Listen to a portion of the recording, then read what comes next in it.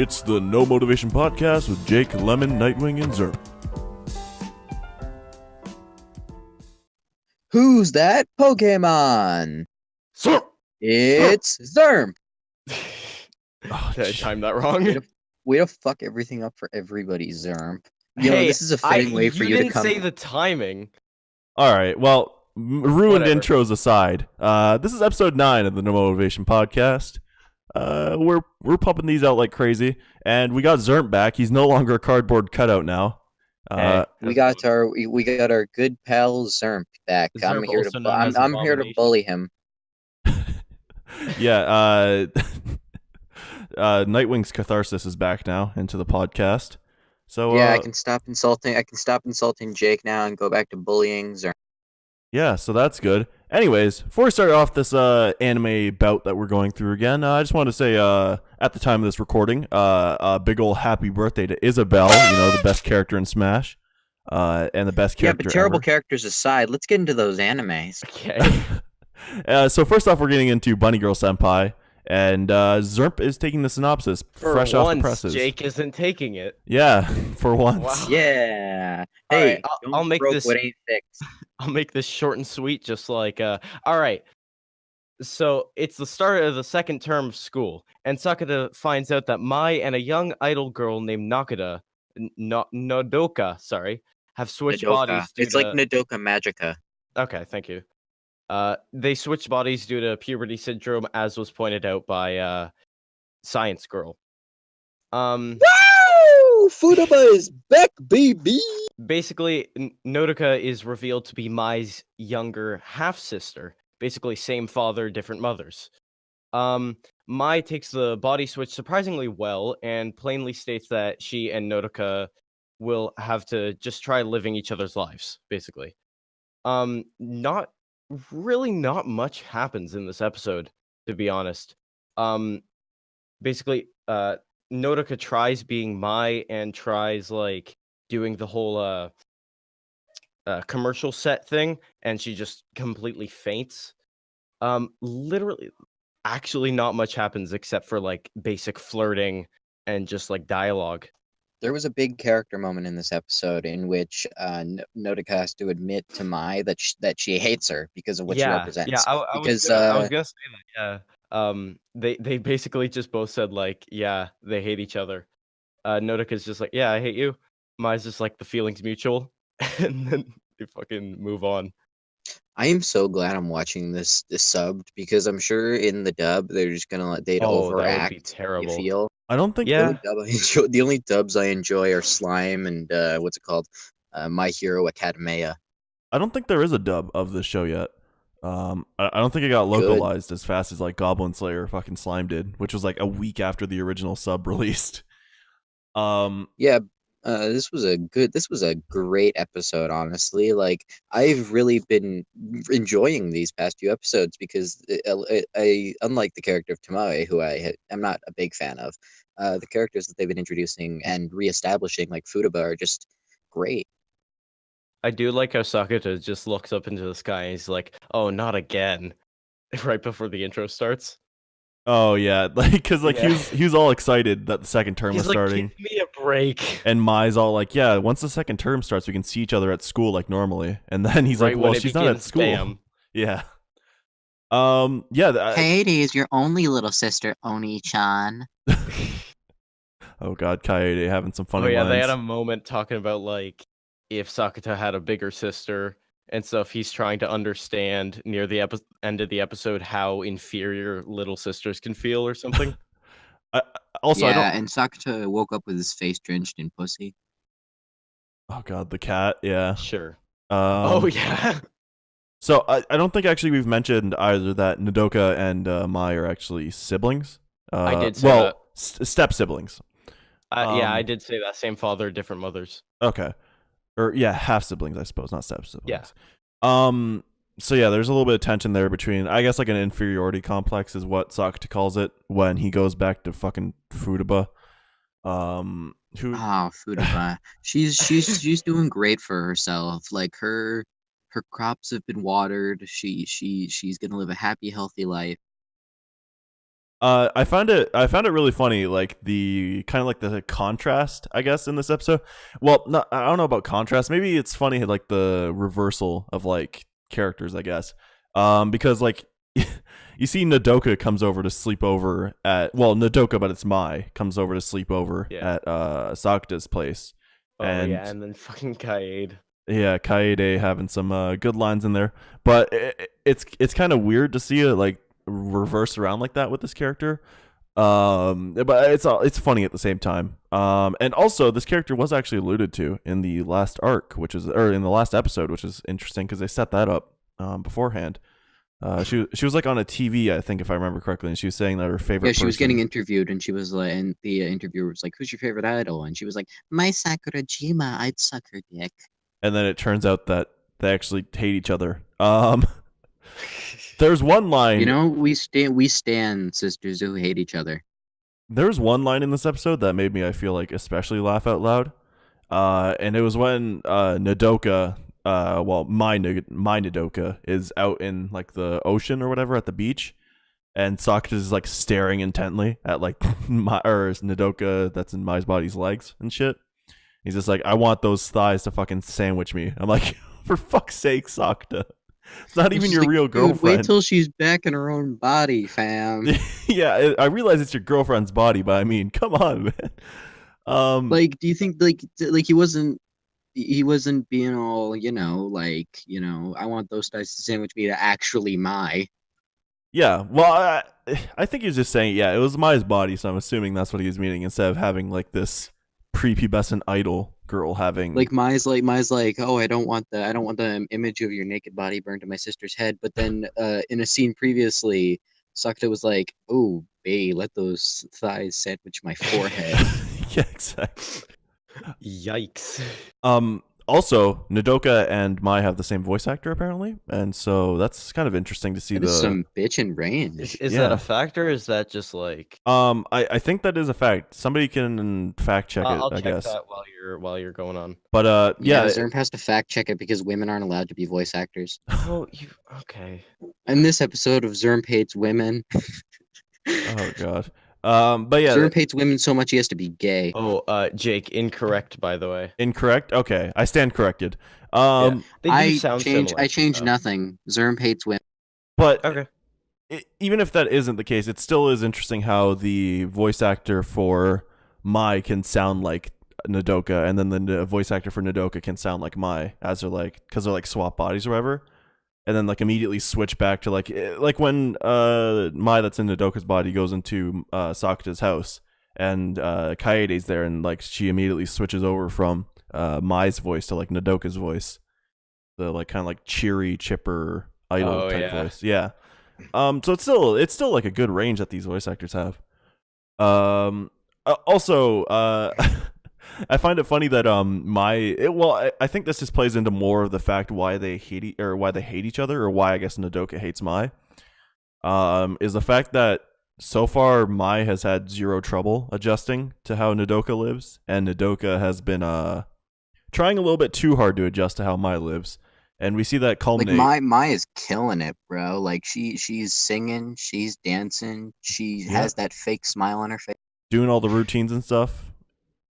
But then we see like Nodoka is like trying like as hard as possible to have like Mai's smile or something like that, and then she has that panic attack at the commercial set and everything. And so she finally realizes like how hard Mai actually works for her. Like, okay, no. Yeah. One thing I like about this show is how chill it is. Like every episode, there seems to be a new problem or event that happens that changes characters significantly, but they're all just sitting, chilling in a bathtub. Two bros chilling in a hot tub, 5 feet apart because they're not gay. And also at the end of this episode, fuck it, bad boy Sakura, Mai's like telling him, hey, because I think after the commercial shoot, Nodoka was like all depressed and everything and locked herself in Mai's apartment, and wasn't like going out or anything, and so Mai was like telling Sakura, here's the key to my apartment, I need you to go in and talk to her and shit. And wink. And she tells him specifically, do not open the, I think, Japanese style cabinet in the back of the room. And what does he do? He fucking opens it at the end of the episode, and that's where we end off into the credits. But we find Mai's secret sex dungeon. I was gonna say that, but yeah. 50 Shades of Grey. 50 50 Shades Shades of Mai. Sakata. That's actually why Nodoka hates Mai so much, is because Mai forces her to go into the like sex dungeon room. Okay, to test but out all the things. Anyways. overall, what do you guys think of this episode? This episode, hello voice crack. This episode was very good. I liked it. Do I like it more than the last episode? You know what? For the concept of Futaba not being the main focus of this episode, I like this episode more than the last episode, even though she showed back up. You're just doing this to challenge my judgment, you bitch. No, I'm just doing this because I don't like Futaba that much. Okay. I'm gonna calm down. I'm gonna stay chill, and I'm gonna give this episode a Jake should eat a dick out of.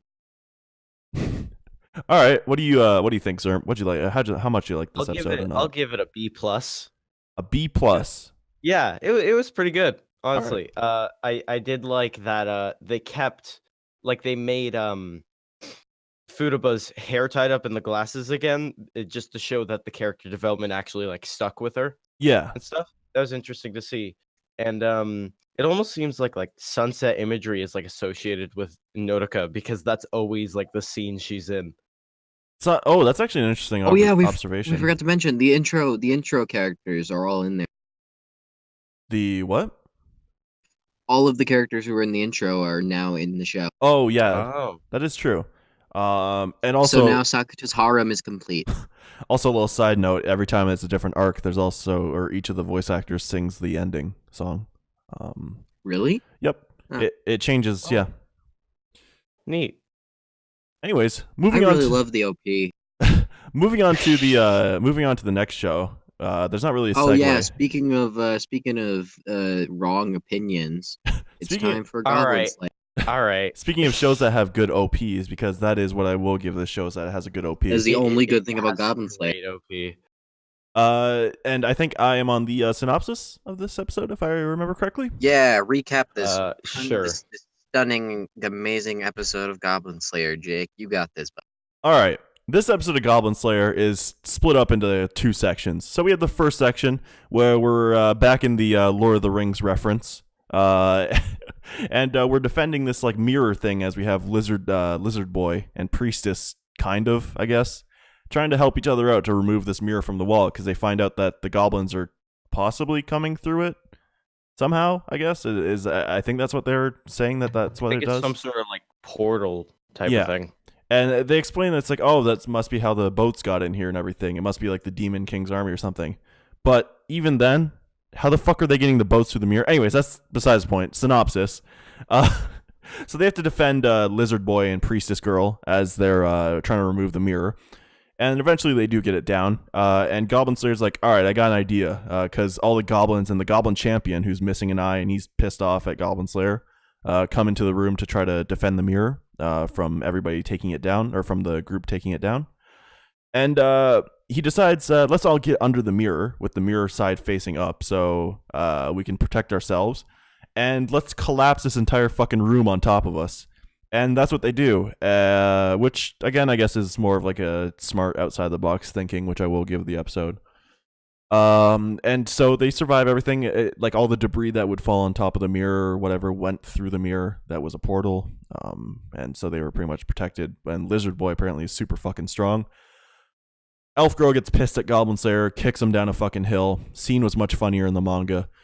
We move on to now the like quest being complete and everything, and so they Goblin Slayer goes to meet the priestess, goes to meet the Sword Maiden, and the Sword Maiden turns out that she was actually the one that was behind this entire thing. Well, not behind the entire thing, but she was the one that was behind killing all the girls and everything. And also the white crocodile was her familiar that was down in the sewer. And the reason why she was killing the girls and everything and blaming it on the goblins is because she couldn't deal with the goblins herself that were under her city, because apparently she was raped by goblins. And that was a thing that was alluded to in the last episode. And she wants Goblin Slayer to save her or some bullshit. And Goblin Slayer's like, I got goblins to say, bitch. I ain't got time for you. And she's like, oh, okay, but can you slay them in my dreams or whatever? And then he's like, fucking sure. How does that fucking work? And so he leaves, and she's all like, "Oh man, that sucks." I guess I don't know what her emotions was. She was sad or something, I guess. And that's pretty much it. I mean, they go back to the town afterwards. They encased the mirror in concrete and dumped it into the sewer or something, so that the Seems like a complete waste of like tons of money they could make, but yeah. I don't think Goblin What? Slayer cared though. So yeah, No, he really didn't. that was pretty much What? it. Is the recap over? Sorry, I fell asleep because this episode bored me so much. I think we should start off with the opinions of Xhermp here, since he hasn't been here for the past couple of episodes. And it's really Yeah, interesting. Xhermp, Honestly, do though, it. I will agree with Nightwing on that. This episode wasn't great. Not too much happened Yeah. in terms of actual development. The pacing just crawled in this episode. Yep. We have so we have the first section, which is the battle, which I guess I can understand would take up half of the episode, and I then mean, the action was cool. and then but, the second half of the episode is just him talking to fucking Sword Maiden, which I don't give two shits about. I like fell asleep in the middle of that. The only reason this episode was really cool and interesting and funny, and I laughed so much. Yeah. The only reason I understood what she was talking about in her motives and everything is just because I've read the fucking manga beforehand. And I know the fact Did you that say manga? yeah,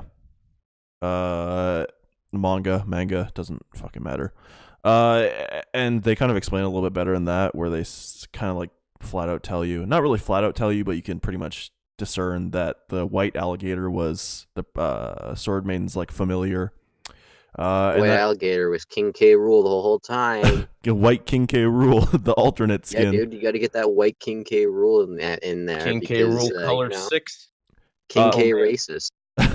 And also that she was the one that was like orchestrating the girls being killed in the street and everything, and blaming it on the goblins so that somebody could go deal with them, even though she's strong enough to deal with them, but she can't for some reason because she got fucking raped apparently. Which, again, seems kind of fucking unrealistic when it's somebody that literally defeated the fucking demon lord king, whatever. And it's like, nope, she got overpowered by some fucking goblins and raped and shit. Fucking, I don't know. And her eyes got burned out by a fucking torch, I guess. This show is, it's a treat to watch every week, I feel like. Overall, I think that I would give Goblin Slayer a resounding coma out of 10. Yeah, this is a big snore out of sleep. What do you think, Xhermp? What do you give it? Or do you want to talk about this episode anymore? I don't really know if there's anything else. I'll just say I give it a fail. I give it a big ol' F on its paper that it handed F in. in the chat for Goblin Slayer, except don't, because nobody deserves to respect this show. Yep. Anyways, moving on to a show that should have some more respect here, though. We have we need to respect women, or in this case, slimes. And also Androgynous slimes. and also ogres too. I don't have a pee-pee. Oh, they have layers. See. Yeah, so in this episode of That Time I Got Reincarnated as a Slime, Rimuru has tested out his body abilities. He can duplicate himself, and he can make himself look older, like an older man or an older woman. And when when he sees the older woman body, he's like, "Oh no, it's like I'm looking at my dead friend's titties." So yeah, and Rimuru sends Rieger and Gobta and a bunch of his wolves into the forest to set up a big old feast, because Rimuru can taste things now. But after a little bit of fun times with Rimuru, he hears a distress. Oh, actually, Rimuru goes into the cave where he found Veldora, and he tests out a few of his abilities. But he's interrupted by a call from his big wolf man, who says, "Rimuru, we're under attack. Help us!" And Rimuru goes, and he finds a gang of ogres attacking his little crew of wolves and goblins. Now these guys are like, "Rimuru, you killed my village. Prepare to die." And Rimuru's like, "What?" So it's basically, the whole thing is the "Why are you running" vine, and yeah. So Rimuru eventually gets through to the ogres, saying that no, guys, it's fine. We're chill. We're all cool. And the ogres decide to join them for a feast because now they're all friendly and stuff because they realize that Rimuru is not really a bad guy. And yeah, so in our ogre gang, we have the princess ogre, the big ogre, the old ogre, the titty ogre, the big ogre, and the other one. The chic ogre. Yeah, that too. Yeah. And at the end of the episode, they go to eat some food, and Rimuru is like, "I wonder what their motivation is." Also, And then the episode, he says he's gonna give him some names too. yeah, he's gonna name the goblins, or not the goblins. He's gonna name the ogres to make them even more big and powerful. Yeah. This episode That might was become a problem. this episode was real good. I don't know about what you guys thought, but I love this No, episode. I agree. I do agree. This episode had some stellar action after the bit of a lull that was the last episode. The sound design in this episode too. I feel like the sound design has been very consistent in this show. With just being really like great overall. Like when he has like the armorsaurus arm or whatever, and he goes up to punch the chic ogre, and like you hear like the sound of him like punching him. Yes. It was. Yeah, that was like that hurt a little. You know? Yeah, you could like. It looked like one of those punches. It looked like one of those Dragon Ball Z punches where they punch them, their stomach goes back, and they cough up purple blood. Yeah, you could definitely like you could hear the fucking pain in that punch. But yeah, the fight scene in choreo, even though it was kind of like a shorter part of the episode, it was actually really good. It was like still really high quality. And so we have some more follow up too from the ending scene of the last episode, where it seems like now this has evolved from this plague doctor guy going up to the fucking orc and saying like, "Hey, I can make you powerful," to now they're powerful enough to take over an ogre village. And apparently, according to the characters, orcs shouldn't be able to do that because they're really weak or something. Yeah, I mean, how did the orcs even get through the village? I mean, ogres have layers like an onion. How many times are we gonna say that ogres have layers in this fucking? Until it's not funny. So like, we should have stopped 2 times ago. Yep. But we're not going. I feel like you've been the only one doing this joke so far too. But no, I did it at the beginning. Oh yeah, okay. I'm the only pure one so far. I haven't made the joke. Listen, Jake, you're making me lose my motivation to keep going. Now I have no motivation. No motivation. This is our time to tell you to please like this video, leave a comment if you want to tell us we suck or if you like the video, and hit that big old subscribe button to be notified whenever a new episode of No Motivation comes out. Also, I think you gotta like, what do they say? Hit that bell or some bullshit. I don't know. Whatever. Oh, you also got to hit the bell to be notified every time a new episode comes out. Gotta smash be that sure to like smash button. that subscribe. But and by the way, the bell has special powers and it makes you invincible. So smash that bell button. let's Yeah, dude. If you smash the bell button, Goku will come into your house and give you a big kiss. let's get back into the episode though. Okay. After that weird bout. So we see a little bit more Rimuru power scaling in this episode too, which is pretty interesting. So we see that he gained some Ifrit powers, including the duplication thing and the black flame, which looks strong as fuck. And even like when he uses it later in the ogre battle to kind of like intimidate them, the ogre princess is all like, he's not using the magic around him to form that. That's just his pure, like, that's his raw power. All the blood rushed out of his hand because he was holding his hand up for like 5 minutes straight. And then it promptly got chopped off by the old ogre boy, which seems like apparently I think that was before though. Yeah, that is true. I'm probably wrong here, but it sounds like he's voiced by the guy who voices Gran Torino in My Hero Academia. He voices. I remember people saying in like Reddit threads and something that he voices some kind of famous old character. He always voices famous old characters that are like kind of like rough around the edges, kind of like that like let me tough check. love character. Yeah, as he's checking though, that it's actually interesting that old ogre, even being nameless, is able to like somehow mask his presence and then get behind Rimuru and try to chop off his head. But he says like, I must be going senile because I thought I chopped off your head, but it turns out they only chopped off Rimuru's arm, I guess. And I think that might have been also due to the fact that Rimuru noticed like last second before he actually managed to cut, and so he like try to dodge, I guess. I mean, if his head was cut off, would it even matter? I don't think so. I also Probably think not. that would probably just prove that Rimuru is not Majin faster Yeah. than as he was trying to do it. It's also interesting to see that we finally get one of these situations where the protagonist isn't instantly hot-headed whenever someone like says, "Hey, you're this person." They're actually like trying to like be normal and like try to like talk it out and reason with these He people. was just messing around, and I love that. Yeah. I mean, it was pretty obvious that he's probably more powerful than all of them combined. I mean, the biggest ogre there he takes out in like literally a second. And Since he ate Veldora, is his name? Yeah. Can't he like use his powers now? Or is it that I he think has to eating break the- through the thing and then he can? Eating Veldora was one of the things that gave Rimuru his big aura. Yeah, I don't think it.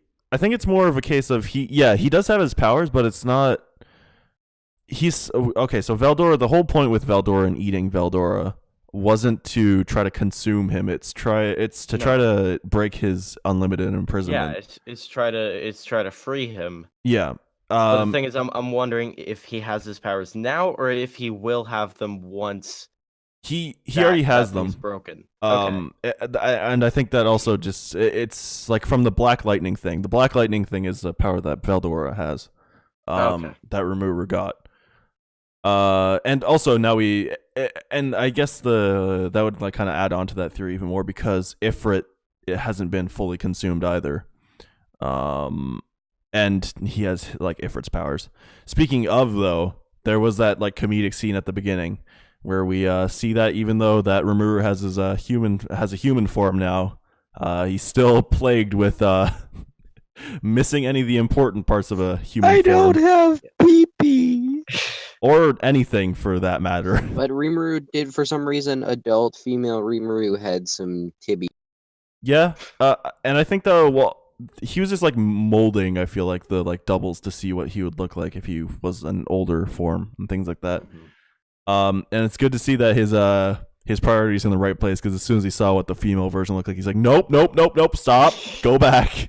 Fuck, Yeah. Go back. My favorite part of the episode has to be like when he comes out of the tent with this like thick coat, and then he's like the size difference between him and like Rigurd. It's like adorable. It's like the cutest thing. I mean, Rigurd has always been just a fucking massive lad. He is massive, but it's just so cute. It's just this tiny little thing. And also it was great when he like had like the realization that he could actually taste food now. Yeah. And like he's like Rigurd's like, "Hey, you're gonna join us for a feast?" And he's like, "No, it doesn't matter. I won't taste anything." And he's like, "Wait a second, hold on, I can taste shit." And what else happened in this episode? I mean, we have the fight scene, which was very good, and then we have the explanation. Oh yeah, they explain that Rimuru looks a lot like the Majin that attacked the ogre village along with the orcs, I suppose. And that's because of the mask, I guess, and the human form. Yeah, the mask looked like similar or the same, but the difference was that this one had like magic blocking abilities or something. Yeah. Oh my god. The villain from this arc is going to be Majin Buu from Dragon Ball Z. Majin Buu. Wow. It is actually interesting. Yeah, the mask does have like I think it nullifies his aura. Like he can still use his powers. Yeah, it's like a magic blocker thing. Yeah. Even when he like consumed his aura and like held it in, right? He was still emitting a slight aura, and it just dropped it down to nothing. Yeah, So he would be perceived as human now. Great Sage, yeah, Great Sage gives a little bit of an explanation on that too. Oh yeah, Great Sage with a little bit of sass in this episode too. Yes. Once again. Oh my goodness. When he's like thinking he's like looking all cool and everything inside the cave, and then the fucking Yep. Great Sage just sighs. It's like, wait a second, did you just sigh? But yeah, it's kind of interesting to see that Great Sage has a little bit of personality outside of being like this Siri, basically fantasy Siri. Yeah, Slime Siri. I don't. Is there anything else you guys want to talk about from this episode? Not really. Well, I just like to say one thing, and that is that Rimuru is probably the greatest character in modern animation of all time. I mean, there's so much evidence to prove so. You know, you got the fact that Rimuru references anime. He's a huge weeaboo. He asked his friend to delete his hard drive. That's I was gonna say relatable that, as yeah. heck. And yeah, Rimuru is also pathetic like me, so that's relatable. He's also dickless like you. Anyways. Whoa! Oh. Okay, I'm about to go sicko mode on you, Jay. Go sicko mode. I'm looking forward to seeing the ogre boys join up into the slime group. Yeah, I can't wait to pretty see what interesting. they do, and then I can't wait to see them for like 3 episodes and then watch them leave. Especially because ogre princess is pretty heckin' cute. I'm not gonna lie. I mean, I'm gonna be honest. I really I feel uncomfortable. I like Titty Ogre better. you like titty ogre, but oh god, waifu What, wars. purple one? Yeah. Here comes. No, I like Shion, which is her name, by the way, because of the massive sword. The massive sword is really Yeah, cool. that's it. Yeah, you know, Xhermp loves massive swords. Oh man, fucking But intro. Milim, which is the pink one, pretty cool. So, Wait, you're spoiling all their names. hey, does it fucking matter? Yeah. No. Are you just getting? Yeah, it does, because it does. naming them is significant to the plot. All right, then like bleep them out or something. I don't know. Well, I'm not gonna go through that effort, but I mean, are you just getting that from like the my anime list page? Yeah. Okay, I see. Anyways, yeah, I give this episode of Slime a big ol'. You know what? I'm not even gonna meme this time. I give it a big old 10 out of 10 because that's how I felt about this episode. You know what? I think I'd give this episode a dickless Rimuru out of 10. I'll give this one a 9.5 out of 10. All right. Cool. Moving on to the next Speaking show. of speaking of I don't know. Shizu's dead. You know who else is dead? The characters in Zombieland Saga. That was a horrible fucking Nice. segue. All right. You know what would have worked? Using Dickless to. Oh, actually, never mind. After the last episode, this wouldn't work. So. Okay. Now that we got Xhermp here, that talk is especially not gonna happen. All right. Give us the synopsis, Xhermp. Let's hear it. Franchuchu tries to reach out to their elderly population by doing some sort of Kashima dance with them, and it looks fabulous. This girl is seen watching from the background, who basically ends up being part of the gang that Saki used to be in. They meet up, and obviously she doesn't recognize Saki because she's way too young. But her mother, we find out, is like the best friend that Saki used to have, and that Saki died from doing this challenge on the motorbike where you go across a cliff while not braking, and it exploded. I think it was like a game of chicken. It was a game of chicken, yes. Yeah. Basically, the Maria, which is the girl's name, the young one, is a complete asshole towards Reiko, I think her name is. And fucking sorry, just 1 second. Basically, knowing the dangers of the challenge, Saki runs up because one of the girls from another gang challenges Maria to like that same chicken game, and Saki just rushes towards along with the girl Reiko or whatever. And I'm actually surprised that like Reiko, even though she did kind of like recognize Saki, she wasn't like, yeah, that's Saki. Basically, Saki jumped off the cliff with Reiko's bike, just like what happened before, and came back like it was nothing. And then some sort of dance sequence went on after what's his name? Boy. Kotaro? Tatsumi says, "Music, come on." Yeah. And that was the episode. Honestly, a Saki fucking centric episode. What is there not to love? Awesome. I loved it.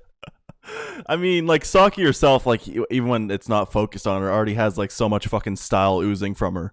But like in this episode, it was so fucking awesome. This episode. It is so cool to just see like old characters that these people used to know, just like kind of collide again with them. Yeah.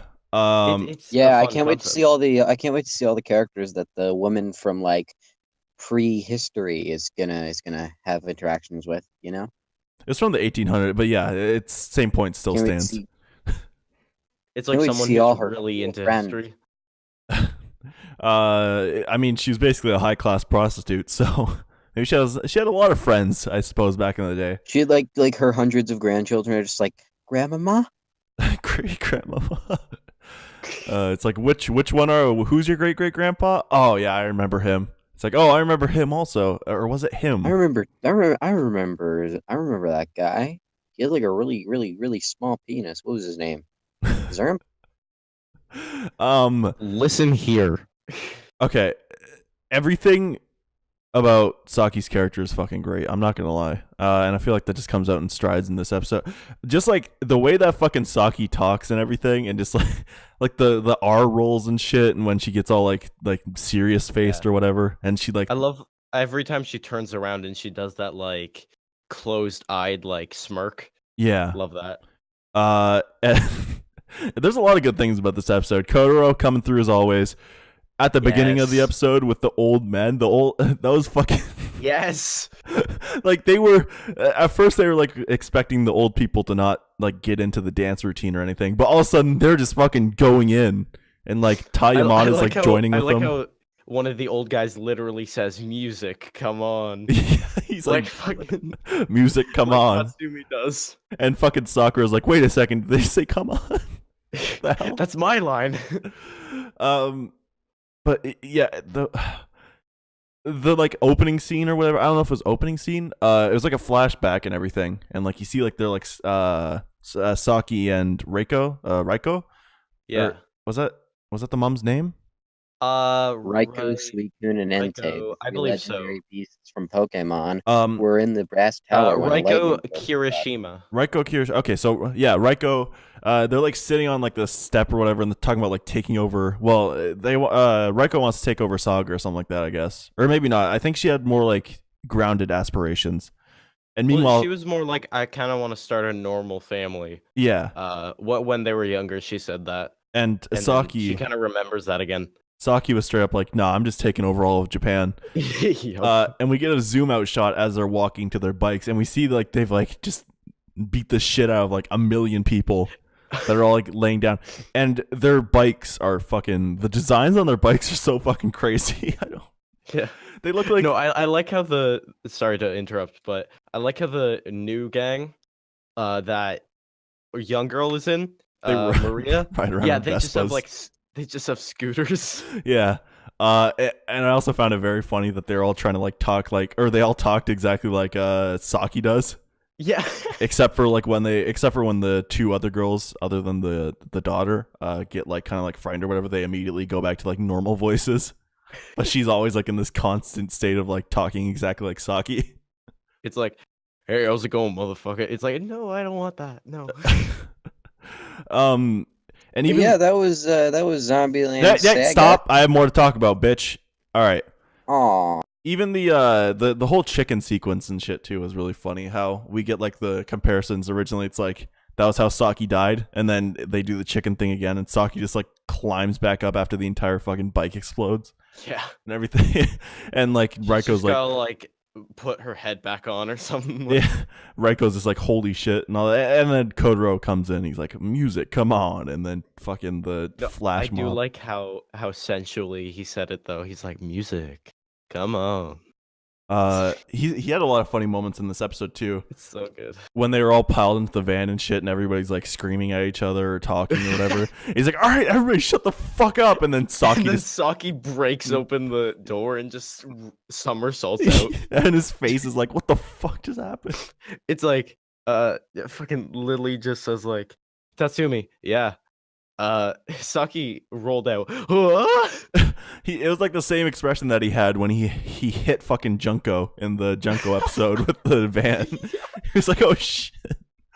But yeah, I feel like I've exhausted everything now that I could talk about Zombieland Saga. I don't know. Do you have anything more you want to add? I've exhausted everything too. That was a beautiful episode. What'd you think, Nightwing? Um, I Zombieland Saga is a good show. I just every episode, I just kind of it's like Family Guy. I watch it in the background and then I don't remember what happens, so I'm just kind of lost.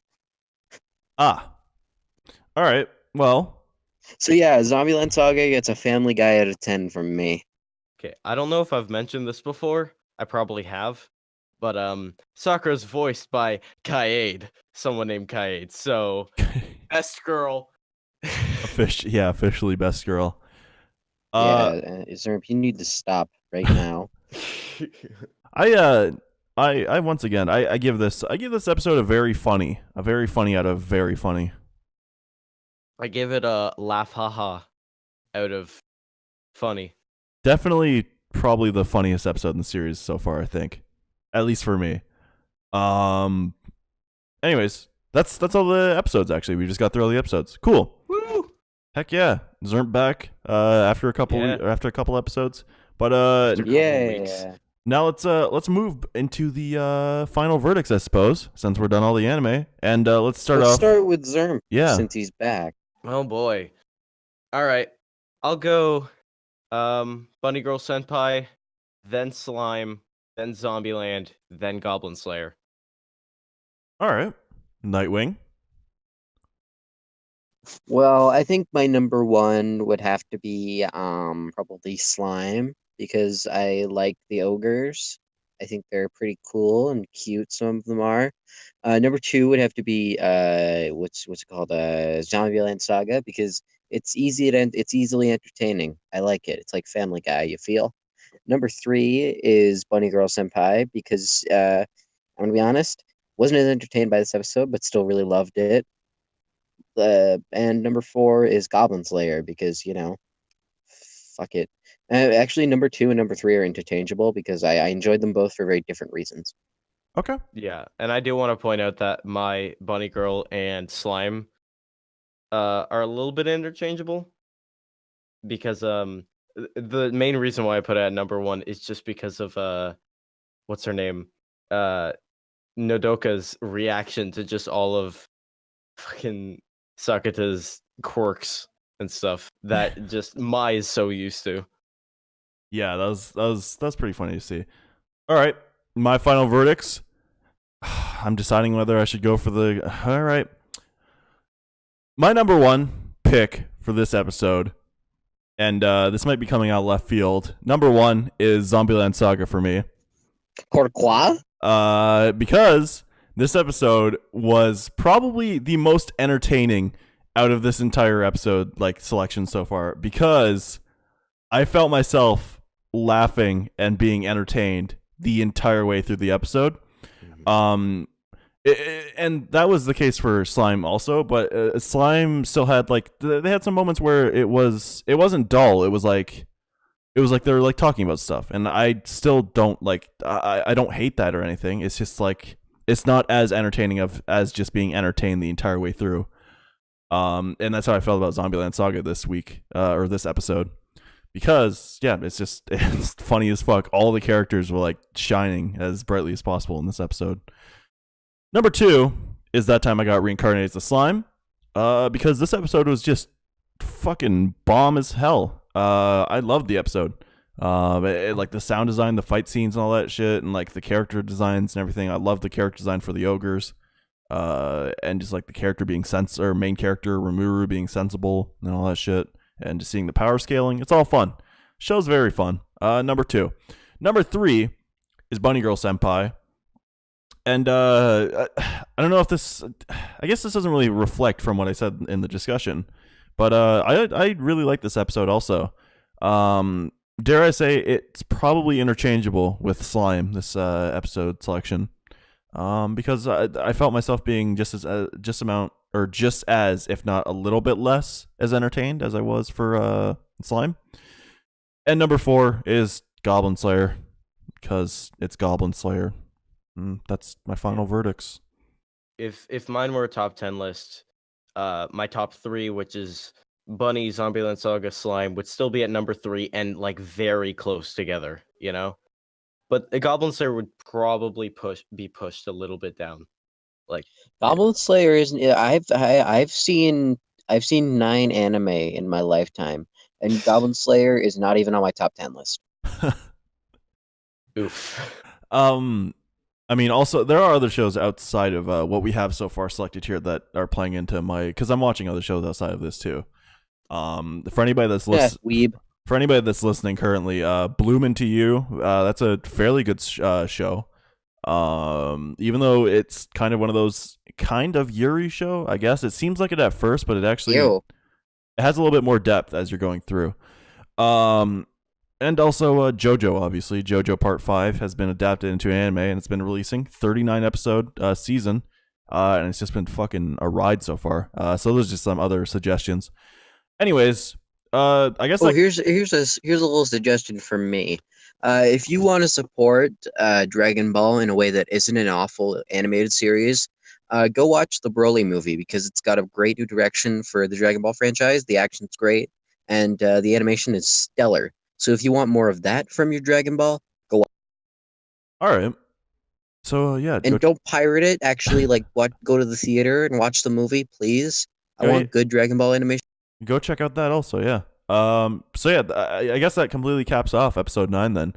Like I've said previously, I think in the previous episode, that we're recording these every day, but the episode release might be a little bit staggered because editing and then rendering, etc.